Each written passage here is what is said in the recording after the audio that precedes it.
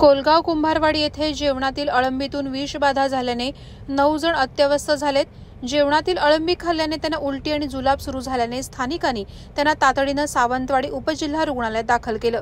दिव्या कुंभार, दीपक कुंभार, गुणवंती कुंभार, दुर्वा कुंभार, निखिल कुंभार, नामदेव कुंभार, राजन कुंभार सर्व राहणार कोलगाव, तसंच सोनाली चंद्रकांत कुंभार आणि चंद्रलेखा चंद्रकांत कुंभार दोघेही राहणार मळेवाड अशी त्यांची नावे आहेत। पैकी दीपक कुंभार, दुर्वा कुंभार, राजन कुंभार यांची प्रकृती चिंताजनक बनल्याने त्यांना अधिक उपचारासाठी बांबोळी येथे हलवण्यात आले।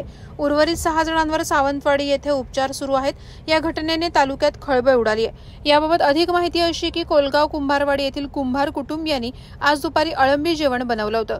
त्यांच्याकडे मळेवाड येथील नातेवाईक सोनाली कुंभार आणि चंद्रलेखा कुंभार आल्या होत्या। सर्वांनी दुपारी एकत्रित जेवण केल्यानंतर सर्वांना लगेच उलटी आणि जुलाब यांचा त्रास सुरू झाला। स्थानिकांना याबाबतची माहिती मिळताच त्यांनी सर्व अत्यवस्थ 9 जणांना सावंतवाडी उपजिल्हा रुग्णालयात उपचारासाठी दाखल केलं।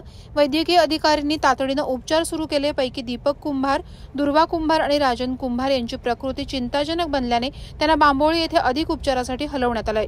या घटनेने तालुक्यात खळबळ उडाली आहे।